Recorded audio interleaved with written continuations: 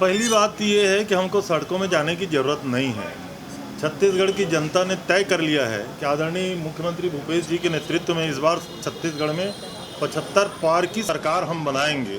घोषणा पत्र में जो हमारे बिंदु रहेंगे वो तो आपके सामने बहुत जल्दी आ जाएंगे। जितने वादे किए थे वो पूरे कर पाए क्या? वह तो चिंता करे कि जितने घोटाले छत्तीसगढ़ में नए नए आयाम के साथ किए हैं उसका श्वेत पत्र जारी करे। खनिज माफिया, भू माफिया,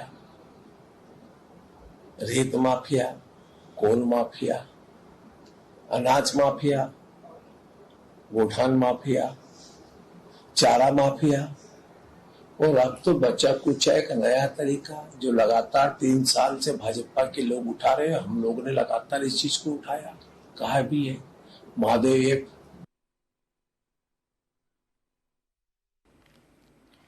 नमस्कार, मैं मोहन तिवारी। आज के मुद्दे में आपका स्वागत है और आज का मुद्दा हमारा आधारित है कांग्रेस की उस टीम पर जिस टीम ने एक अब आकार ले लिया है। हालांकि चुनाव के आए तक कार्यकारिणी और आगे बन सकती है, लेकिन कांग्रेस की जो कार्यकारिणी आई है वो नए अध्यक्ष दीपक बैज की कार्यकारिणी है। ऐसे में इस कार्यकारिणी का कितना असर होगा इस चुनाव में और ये नई टीम किस तरीके की रणनीति के साथ उतारी गई है, इसी पर आज हम बात करेंगे।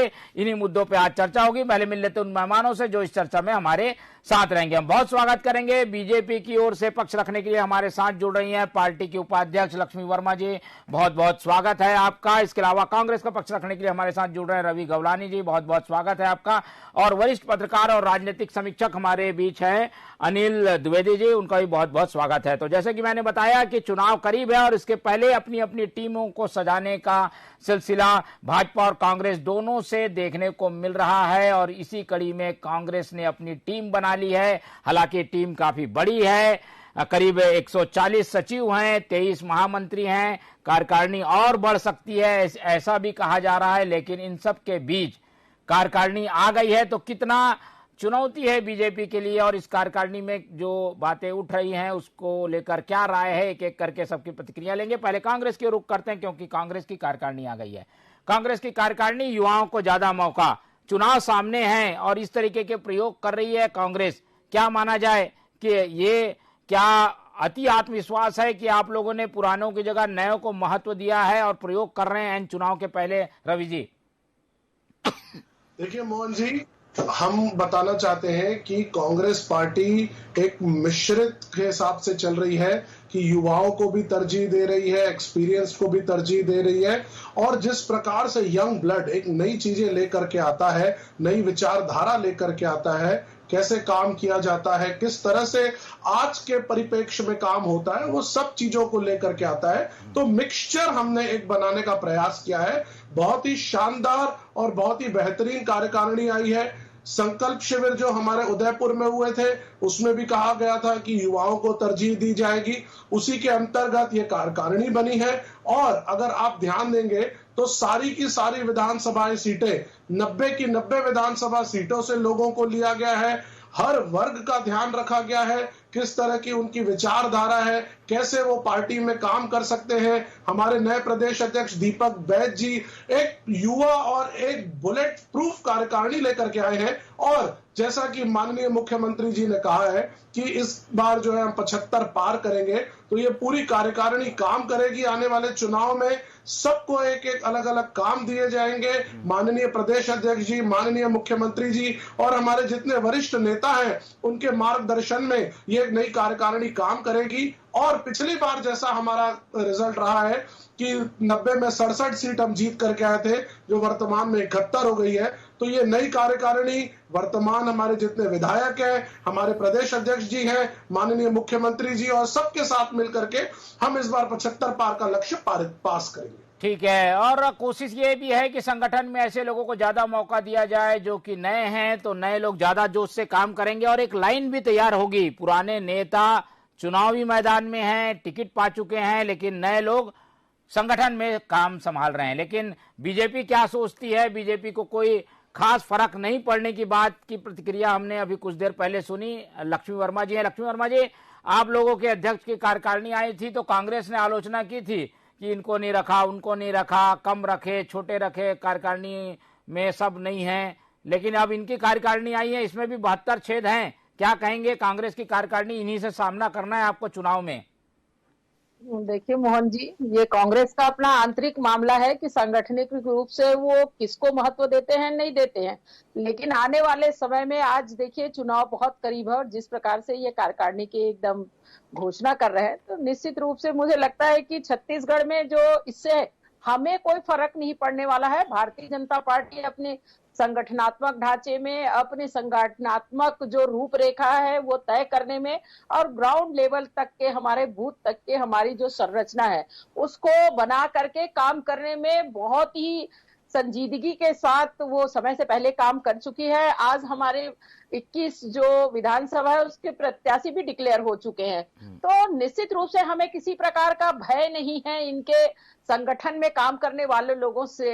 रही भारतीय जनता पार्टी जो है वो संगठन में हर वर्ग को वो अपने जो तवज्जो दी है और उसके आधार पे आज देख लीजिए हमारे चुनाव के लिए पूरी कमेटी जो निर्धारित हो गई है और वो अपने अपने काम में लग भी चुके हैं। रही बात जो आने वाले समय में चुनाव है और इन्होंने घोषणा पत्र जो पूर्व में बनाए थे 36 बिंदुओं के साथ में, और वो घोषणा पत्र में इन्होंने कितने बिंदुओं पे काम जो किया है वो तो पहले इन कांग्रेसी भाई को जवाब देना होगा, आम जनता को, क्योंकि 12 वादों ही इनके जो डिप्टी सीएम है वो कह चुके हैं कि 12 वादों को पूरा किया है, 12 वादा जो है वो कार्यरत है और 12 वादा को छुआ नहीं है।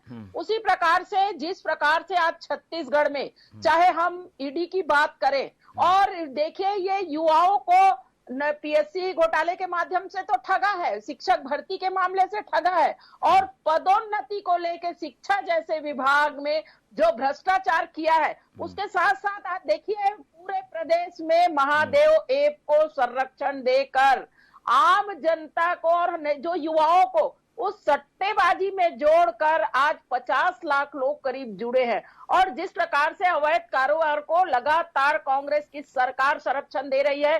छत्तीसगढ़ में देखिए आप सिंडिकेट बनाकर भ्रष्टाचार कर रही है यहाँ पे, चाहे हम शराब घोटाले की बात करें, लैंड घोटाले की बात करें, सैंड घोटाले की बात करें, आज पूरे प्रदेश में चारों तरफ भ्रष्टाचार ही दिखाता है। डीएमएफ घोटाला, और ये डीएमएफ घोटाला तो इनके जो पूर्व के अध्यक्ष है मोहन मरकाम जी, आज शिक्षा मंत्री वो लगा चुके हैं और उन्होंने अपने जो स्टेट गवर्नमेंट के जो संस्था उसमें भरोसा भी नहीं किया है। विधानसभा में गठित समिति गठन करके जांच की मांग की थी, तो ये चीज तो इनके खुद के जो मंत्री है वो स्वीकार करते रहे हैं।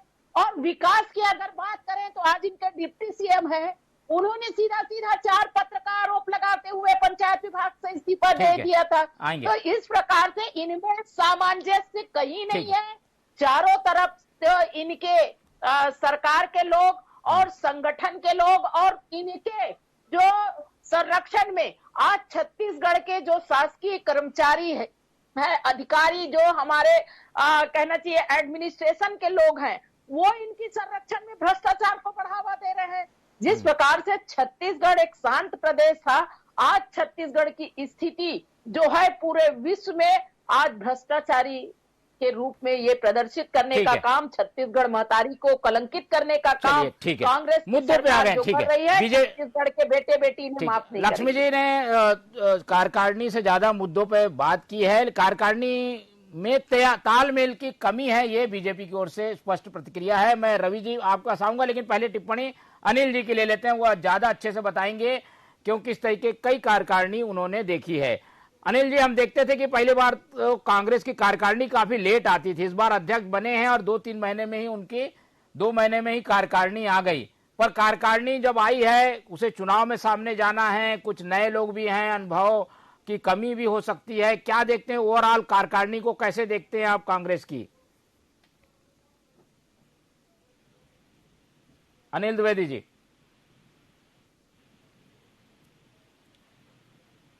अनिल जी से आवाज संपर्क हो पा रहा है?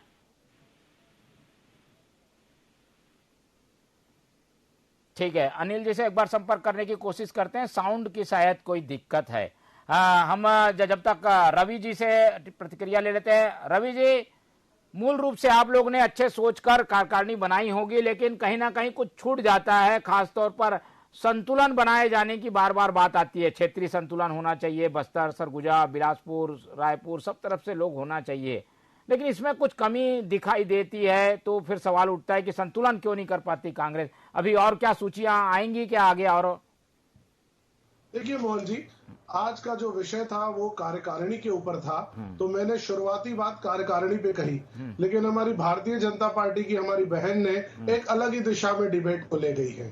तो मैं कहना चाहूंगा कि भारतीय जनता पार्टी के लोग भूल गए हैं कि वो 45, 50, 52 सीटों से 15 सीटों पर सिमट गए। कहीं ना कहीं उनकी कमियां रही, कहीं ना कहीं आपने जो वादे किए थे वो पूरे नहीं हुए, कहीं ना कहीं भ्रष्टाचार जो था वो आपके समय में इतना व्याप्त हो गया था कि आपके कार्यकर्ता ही आपसे रूठ गए, और दूसरी तरफ जो है कांग्रेस पार्टी को बम्पर जीत मिली।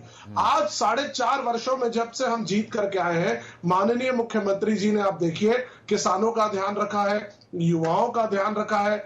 छत्तीसगढ़ में जिस तरह से किसान और ग्रामीण अर्थव्यवस्था चलती है उसका ध्यान रखा है, जिसके चलते शहरी व्यवस्था सुधरी है, क्योंकि जो गांव में पैसा जाता है वो घूम करके शहर में ही आता है। इन लोगों के समय में 15 वर्षों में एक भी सरकारी इंग्लिश मीडियम स्कूल नहीं बना। हमने Swami Atmanand English medium school की स्थापना की और हम आगे बढ़ रहे हैं। तो मेरा ये कहना है मोहन जी कि जो योजनाएं हैं वो योजनाएं इतनी तगड़ी है कि भारतीय जनता पार्टी को समझ में नहीं आ रहा है कि वो कैसे बात करेगी, पहली बात। दूसरी बात मैं ये कहना चाहूंगा कि भारतीय जनता पार्टी को लग रहा है हमारी कार्यकारिणी के बारे में वो टिप्पणी कर रहे हैं, आज उनको यही नहीं पता है कि उनका मुख्यमंत्री जी का चेहरा कौन रहेगा। आज वो कहते हैं कि वो रमन सिंह जी के चेहरे पे नहीं लड़ रहे हैं। एक तरफ से ये बातें निकलती है पुराने किसी व्यक्ति को टिकट नहीं दी जाएगी, 21 सीटें जो निकल करके आती है उसमें पुराने लोगों को आउट कर दिया जाता है। अब भनपुर से वरिष्ठ विधायक रहे उन्हें आउट कर दिया जाता है। परिवारवाद की ये बात करते हैं, लेकिन परिवारवाद में इनकी तरफ से टिकटें दी जाती है। तो भारतीय जनता पार्टी का कहने, कथनी और करनी में फर्क है।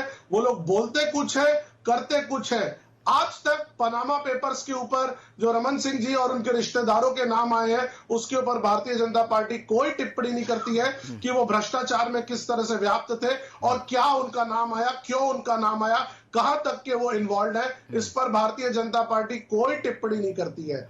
मैं आपसे ये कहना चाहूंगा मोहन जी, आज का जो आपने विषय उठाया है, देखिए हम चुनाव पर जा रहे हैं। आज के समय में 70 से ज्यादा हमारे विधायक हैं। कांग्रेस पार्टी को राज करने का पुराना अनुभव रहा है। वरिष्ठ नेता हमारे साथ हैं और जो उभरता हुआ ब्लड है, यंग ब्लड, उसको समावेश करने का हमने प्रयास किया है। पिछले 4.5 वर्षों में, वर्तमान में जो आप नाम देख रहे हैं, ये 4.5 वर्ष हो या उसके पहले का समय हो, ये सब पार्टी में कहीं ना कहीं से जुड़े रहे हैं, काम करते रहे हैं। पार्टी ने इनके काम को, इनकी वर्किंग को समझा है और पद दिया है कि पद देने से आदमी के अंदर एक काम करने की इच्छा और बड़ी हो जाती है, जगती है। तो हमने कॉम्बिनेशन बनाया है। हम चुनाव को चुनाव के जैसे ले रहे हैं, हम चुनाव को बिल्कुल हल्के में नहीं ले रहे हैं। हम सारे व्यक्तियों को जवाबदारी देंगे। एक एक कार्यकर्ता जो पार्टी से जुड़ा हुआ है, पूर्व कार्यकर्ता है, वरिष्ठ है, हर व्यक्ति को पार्टी अलग तरीके से जवाबदारी देगी। माननीय मुख्यमंत्री भूपेश बघेल जी की योजनाएं जन जन तक पहुंचाने का काम रहेगा। गांव से गांव तक, बूथ से बूथ तक हम जाएंगे और जैसा हमारे पास जनाधार पिछली बार रहा था उससे ज्यादा और उससे बेहतर जनाधार हम लेके आएंगे, क्योंकि पिछली बार हमारी सरकार नहीं थी, अभी हमारी सरकार है और हमारे पास सबसे बड़ा बल हमारी योजनाओं का है जो हमने हर वर्ग के लिए काम किया है। बीजेपी एक काम बताए, 300 रुपए का बोनस ये कहे थे लेकिन इन्होंने नहीं दिया। इन्होंने मोबाइल बांट दिए, जो मोबाइल आज कहां है, किसके पास है, किसी को नहीं मालूम। कंक्रीट के जंगल इन्होंने बना दिए। बीजेपी बताए तो सही इन्होंने क्या विकास किया है, एक विकास इन्होंने नहीं किया है। मैं कहना चाहूंगा हमारी बहन आएंगे 5 लाख से ज्यादा बच्चे कुपोषित थे, उनको कुपोषण से बाहर निकालने का काम कांग्रेस पार्टी ने किया है। कार्यकारिणी में अनिल जी की पहली टिप्पणी ले लेते हैं। अनिल जी से संपर्क हो पाया है? ठीक है, चलिए एक बार कोशिश करते हैं अनिल जी से टिप्पणी लेने की। अनिल द्विवेदी जी हमारे साथ जुड़े हुए हैं, उनकी आवाज हमको मिल रही है क्या? ठीक है, अनिल जी के दूसरे नंबर पे भी कॉल हम कर रहे हैं और उनसे संपर्क करने की कोशिश कर रहे हैं। ठीक है, जब तक लक्ष्मी वर्मा जी की टिप्पणी ले लेते हैं। लक्ष्मी वर्मा जी, आप लोग टिकट घोषित कर रहे हैं, ये कार्यकारिणी बना रहे हैं, अभी पद ही बांट रहे हैं, अभी उपाध्यक्ष की भी सूची आनी है, संयुक्त महामंत्री की सूची आनी है, संयुक्त सचिव की सूची आनी है। ऐसे में एक कांग्रेस बड़ी सेना बनाकर उतरेगी मैदान में, उनके पास सरकार भी रहेगा, संगठन भी रहेगा, दोनों की ओर से घेरेंगे आप लोगों को, ऐसा कह रहे हैं। अच्छी बात है मोहन जी, ये चुनाव होने तक के इनकी कार्यकारिणी ही बनती रहे, इसमें हमें कोई कुछ कहना नहीं है, क्योंकि ये मैंने पहले भी कहा, ये उनका आंतरिक मामला है। लेकिन जिस प्रकार से अभी रवि जी अपनी बात रख रहे थे, मुझे लगता है सपने देखने में कोई एहतियात नहीं है। निश्चित रूप से आप सपना देखिए और सपना ही देखते रहिए। आप ये कह रहे थे कि जो इनका एक था कि आज हम निश्चित रूप से हम स्वीकार करते हैं रवि जी कि हम विपक्ष की भूमिका में है और जनता ने हमें विपक्ष में बैठाया है, लेकिन हम जनता के जो वादे हैं, जिनको आपने गंगा जल जैसे पवित्र जल को हाथ में लेकर वादा किया और उसको पूरा नहीं किया। सबसे बड़ा वादा तो आपने महिला बहनों से किया था कि वो शराबबंदी करेंगे, और आपने आज 4.25 साल हो गया, लेकिन शराबबंदी तो की नहीं। घर घर में शराब पहुंचाकर आज पूरे गांव में पूरे युवा वर्ग को बर्बाद करने का, महिलाओं का जो घर उजाड़ने का, और शराब घोटाले के माध्यम से आपने 2000 करोड़ का जो अवैध शराब बेच करके जो उगाही की है, ये छत्तीसगढ़ की सरकार को आम जनता जान चुकी है। आप कितना भी संगठन का ढांचा बदल ले, और संगठन को आप जिस प्रकार से आप अभी बड़ी बड़ी बातें कर रहे थे, मुझे लगता है कि आप 4.25 साल हो गए। अगर आपको लगता है कि छत्तीसगढ़ की पूर्व सरकार के करप्शन है, तो आपने क्यों जग जाहिर नहीं किया? आज जो नेशनल की एजेंसियां हैं वो यहाँ पे काम कर रहे हैं, और आपको सबूत, और जिस प्रकार से आपने, मैं फिर कह रही हूँ कि महादेव ऐप के लिए आपने पहले एफआईआर दर्ज किया सुपेला में, लेकिन उस पर कोई कार्रवाई नहीं की, छोड़ दिया। और उसको अगर मनी लॉन्ड्रिंग के दृष्टिकोण से ईडी ने लिया संज्ञान में, और जिस प्रकार से आज मुख्यमंत्री के करीबी, जो चाहे उनके राजनीतिक सलाहकार हो, चाहे राजनीतिक उनके जुड़े हुए नेता हो, चाहे प्रशासनिक अधिकारी के ऊपर जिस प्रकार से भ्रष्टाचार के जो मामले मनी लॉन्ड्रिंग के आज उठे हैं, आज देखिए आपके एएसआई जो गिरफ्तार हुए चंद्रभूषण ने सीधा सीधा पूछताछ में आरोप लगाया है। तो ये इतना बड़ा जो करप्शन आज छत्तीसगढ़ में हर दृष्टिकोण में हो रहा है, इसमें छत्तीसगढ़ की सरकार मूक दर्शक बनी हुई है, और ये अगर भ्रष्टाचार में लिप्त नहीं है तो जो नेशनल एजेंसियां यहाँ पे जांच कर रही है उसको सहयोग करना चाहिए। लेकिन इन्होंने हमेशा नेशनल एजेंसियों को गलत साबित करने की कोशिश की। इससे जाहिर होता है कि कांग्रेस की सरकार जो है वो भ्रष्टाचारियों को संरक्षण देके छत्तीसगढ़ में जो अवैध पैसे हैं उसके माध्यम से राजनीति करना चाहती है। लेकिन छत्तीसगढ़ की जनता जान चुकी है कि आपके जो नीति क्या है, नियत क्या है, और इसके आधार पे आज छत्तीसगढ़ की जनता निर्णय लेगी। ठीक है रवि जी, मुद्दे कई हैं, और जब आप लोग नए लोगों को तैयार करते हैं तो अनुभव की कमी लगती है। ये बात बार बार आ रही है कि कुछ लोगों को जो है किनारे इसलिए भी किया गया क्योंकि कुछ विवादित थे, कुछ लोग दागी थे, इसलिए संगठन को नए सिरे से बनाने की कवायद चल रही है कांग्रेस में। मोहन जी, अगर आपके इस प्रश्न का मैं अगर जवाब दूं तो मैं ये पूछना चाहूंगा, क्या भारतीय जनता पार्टी ने जो अपने नए चेहरे लाए, क्या सारे के सारे इनके चेहरे विवादित थे? क्या सबके ऊपर दाग लगे हुए थे? तो मैं ये कहना चाहूंगा कि देखिए, ये हमारी कांग्रेस पार्टी की एक संगठनात्मक प्रक्रिया है जिसके अंतर्गत सबको एक तवज्जो दिया गया है। दूसरी बात मैं कहना चाहूंगा कि हमारी जो भारतीय जनता पार्टी की हमारी जो बहन है, वर्मा बहन, कह रही है कि हम ईडी से सहयोग नहीं कर रहे हैं। बहन, मैं ये कहना चाहूंगा 3 वर्ष से हम सहयोग ही तो कर रहे हैं। वो लोग रेड में रेड मारे जा रहे हैं, हमारे एक नेता के आते हैं, फिर दूसरे नेता के यहाँ जाते हैं, फिर तीसरे के यहाँ जाते हैं। हम तो सहयोग ही कर रहे हैं, हम तो चुपचाप बैठे रहते हैं। वो जो बोलते हैं हम करते हैं। वो बोलते हैं यहाँ साइन कर दो, हम साइन कर देते हैं। वो बोलते हैं आपने ये किया, हम मान लेते हैं। ईडी हमें छोड़ ही नहीं रही है। ईडी कहती है, ईडी का काम हुआ तो आईटी आ जाती है। अब वो लोग सुप्रीम कोर्ट में कह रहे हैं सीबीआई भी आ जाए। बहुत जल्द हम सुनेंगे इंटरपोल भी छत्तीसगढ़ में आ जाएगा। तो हम सहयोग करने में कहीं पीछे नहीं है, हम हमेशा से सहयोग करते आ रहे हैं। तीसरी बात मैं मोहन जी कहना चाहूंगा, महादेव ऐप के ऊपर हमारी बहन कह रही है, तो मैं बताना चाहूंगा महादेव ऐप के जो ओनर्स हैं वो लोग छत्तीसगढ़ में नहीं है, वो लोग एट प्रेजेंट दुबई में है, और उनको दुबई से लाने का काम या उनको पकड़ने का काम हमारी राज्य सरकार के क्षेत्र के बाहर है। वो कहीं ना कहीं उसमें केंद्र सरकार को हस्तक्षेप करना पड़ेगा। केंद्र सरकार को सट्टे के ऊपर एक बहुत बड़ा कानून लाने की बहुत ज्यादा जरूरत है, क्योंकि सट्टा आज सिर्फ छत्तीसगढ़ तक व्याप्त नहीं है, ऑनलाइन के माध्यम से ये पूरे के पूरे देश में फैल चुका है। इसके ऊपर सख्त कानून की जरूरत है। एक टिप्पणी गंगेश द्विवेदी जी की। गंगेश जी हमारे साथ हैं, वरिष्ठ पत्रकार के रूप में। ठीक है, मैं लूंगा जवाब लूंगा, वो तो बताएं। ठीक है, लूंगा मैं। गंगेश जी, ये कार्यकारिणी कांग्रेस की आई है, नई टीम के साथ कितने चुनौती दे पाएंगे दीपक बैज? गंगेश जी,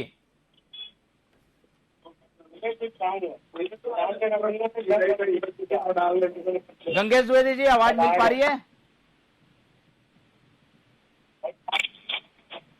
गंगेश जी से चर्चा करके जोड़िए, उनको जोड़ने की कोशिश करिए।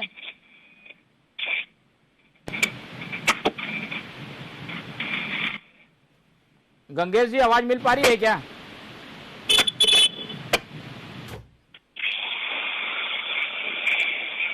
बात चलिए, गंगेश जी से संपर्क हो गया। गंगेश जी, मेरी आवाज मिल पा रही है?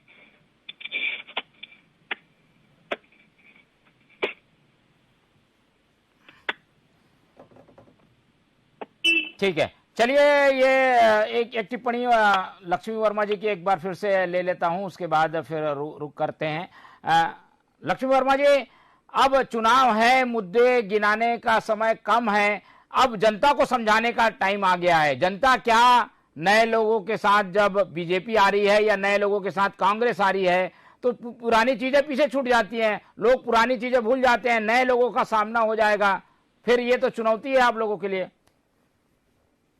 देखिए, भारतीय जनता पार्टी हर समय चुनौती को स्वीकार करती आई है। हम 2 सांसद से लेके आज अगर इतनी बड़ी संख्या मैंडेट के साथ अगर केंद्र में है तो निश्चित रूप से हर चुनौतियों को भारतीय जनता पार्टी स्वीकार करती है। और आज जिस प्रकार से देखिए 21 में लिस्ट जारी हुई, इसमें महिलाओं को, युवाओं को और नई पीढ़ी को जो आगे लाने का काम भारतीय जनता पार्टी ने किया है, और संगठनात्मक रूप से भी आज मजबूती के साथ में 33% महिलाओं को आरक्षण देते हुए आज जो हम काम कर रहे हैं, निश्चित रूप से इसमें सफलता मिलेगी और छत्तीसगढ़ की जनता जो है वो भारतीय जनता पार्टी पर विश्वास करेगी, ऐसा बिल्कुल मेरा मानना है। ठीक है, चलिए आखिरी टिप्पणी गवलानी जी का ले लेते हैं। गवलानी जी, ये चुनाव जो है काफी दिलचस्प होने वाला है, दोनों ओर से नए नए योद्धा दिखाई दे रहे हैं, इसका फायदा कितना मिलेगा कांग्रेस को?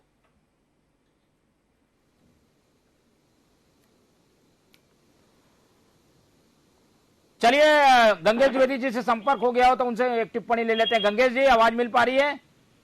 काट के उनको लगाने के लिए मैंने कहा था, जुड़ गए होंगे शायद।